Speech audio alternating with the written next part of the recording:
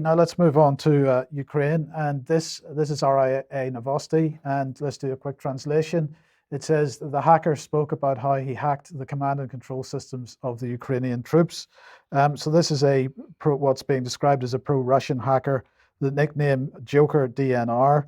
He says that he's managed to capture the Delta command and control system, which is jointly set up by Ukraine and NATO, and that effectively is setting control for Ukrainian armed forces. It maps Ukrainian armed forces positions plus Russian armed forces positions and so on. So if that's true, it's another so-called cyber leak, perhaps, which must be pretty devastating for the forces on the ground.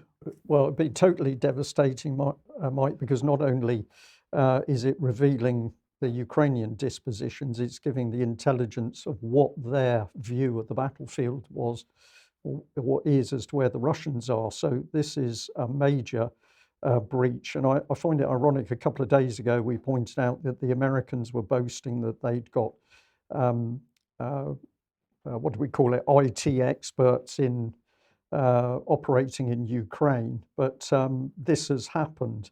I think my take on it is the West, for a long time, has been on about cyber security and its expertise and 77 Brigade and all the rest of the so-called experts, but there's been a certain arrogance that nobody else can really effectively play this game. Now we've got a hacker gone in there, and yeah, I think this is a major security breach. Now the hacker posted video of his hack, and of course nobody knows, at least nobody in the general public knows what Delta looks like. So we've got to put that caveat in place there. But by coincidence, that was published yesterday. The government was pushing this out at exactly the same time, talking about a brief history of Russia's destabilising cyber activity against Ukraine starting in 2015. Yeah, sorry, I just read the bit about shutting off power for 6 hours. I think they ought to pay attention to the fact that we're now over 40% of the Ukrainian grid shut down because the generating capacity has been destroyed by the missile strikes. But take your point. Yeah, but in the meantime, then they decided to announce a £6 million support package to boost Ukraine's cyber defenses just in time, it seems. And so this is going to use world-leading expertise to protect Ukraine's critical national infrastructure and vital public services from cyber attacks. Money well spent. So is that another 6 million from the Foreign and Commonwealth Office? Indeed, possibly. Probably. Well, let's just briefly mention this. Brian, you know more about what the circumstances around this were, but this was the United Nations a couple of days ago. Black Sea grain deal shipments on hold on Wednesday following Russian suspension. So Russia pulled out of the grain shipment arrangement at the weekend. They did, and the picture appears to be, and you gather this information from largely across social media, being as careful as you can as to what is being said and who's saying it. But the picture appears to be that the sea drones that were launched against the Russian fleet in Sevastopol came through the channel, which has been earmarked for protecting the grain shipments. And what is being said is that the Russians were able to obtain some of the wreckage of one of these drones, and they were able to extract data from the remains of the navigation system on board, and that enabled them to work out the point of departure for at least one of these vehicles. And the Russians are saying, well, if you're going to use the safe channel, which is there for the grain ships, if you're going to use that to mount attacks on Russian territory, we are not going to play the game of allowing these grain exports. But it appears that they've now backtracked on this. Well, slightly. So let's bring up the latest from the UN. Export of grains and foodstuffs from Ukraine need to continue, although no movements of vessels are planned for the 2nd of November under the Black Sea Grain Initiative. We expect loaded ships to sail on Thursday. And then Bloomberg reporting this morning that Russia agrees to resume Ukraine grain export deal, and therefore the price of wheat fell because it had risen sharply on the news over the weekend. So not clear what Russia's reasons for the U-turn are, but nonetheless. Well, they made a point. They certainly made a point by doing what Indeed. they did. Yeah. Indeed. Now let's move on to Armenia and Azerbaijan. And here is Vladimir Putin meeting the Prime Minister of Armenia yesterday. And well, here is Vladimir Putin meeting the president of Azerbaijan, and they were meeting in Sochi in Russia, and they were trying to, of course, arrange a peace agreement because, as Alex was reporting recently, problems in Armenia and Azerbaijan. So this is what Putin had to say afterwards. I must say, frankly, not everything was agreed upon. Nonetheless, I agree with the general assessment that the meeting was useful and that creates conditions for for further steps towards a settlement of the situation as a whole. We managed to agree then on issues of principal importance. We share the opinion that it was a very useful meeting. In my view, it created a very good atmosphere for possible future agreements on some principal issues.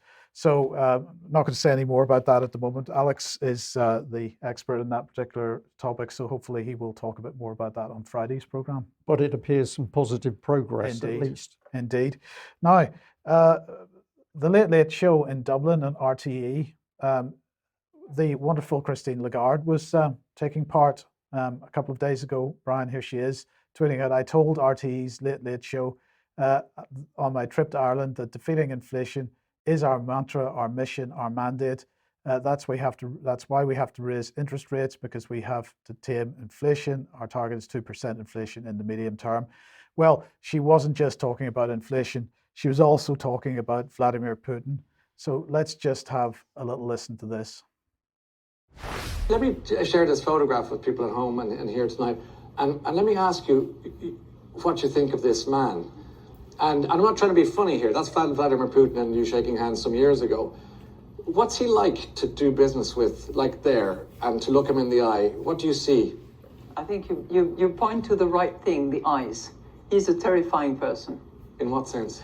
In the sense that he's in those days, and I'm sure that he has changed enormously, because he was not as sick as he is today. I'm sorry to say that, but that's what I think. He was this unbelievably super briefed person. So he knew his files inside out. Didn't need his papers, didn't need anybody to prepare him beforehand. He knew it all, and I think it had to do with his intelligence and spying previous life, where you have to learn everything by heart and you don't trust anybody. But he wouldn't necessarily look at you in the eyes. He would just look at the table or look wherever, and then suddenly his eyes would go to you. Yeah. And he had this sort of flashing, freezing eyes. So that's why I'm saying that just terrifying aspect about him. And in those days, he was a different person. And now sick in what sense? Why would you do things like that? Why would you do things like that? Invading a country, having people killed, destroying the fabrics of a society, and failing, because he has actually, reunited the Ukrainians people. He has rejuvenated NATO, and he has certainly brought the Europeans together. So he has failed in that respect, but that's what he wanted to do. Do you think he's mad? I'm not a psychiatrist. I have no idea, but anybody who is behaving in that way has to be driven by evil forces. I shouldn't be saying all these things because I'm just a central banker, but that's been my life. Where do we even begin? Well, I could say a lot. I mean, disgusting hypocrisy. And if anybody's looked at any close pictures of Christine Lagarde's face, they should have a look at her eyes, because they're unbelievably cold. But of course, she's part of the banking team that's pumping in the money, creating the money out of nothing, pumping it in for the weapons and munitions to keep the war going. So the hypocrisy, I think, Mike, is unbelievable. Yeah, she said, who would do that? Who would invade a country? Well, do we need to mention Iraq or Syria or Libya or Afghanistan? Is there any more to be said there? We need to mention all of those. But of course, the key bit is that it's the banking cartel around Christine Lagarde which are controlling events in the world. And clearly it needs stopped, as you might say, Mike. Well, let's follow through on that theme of where the power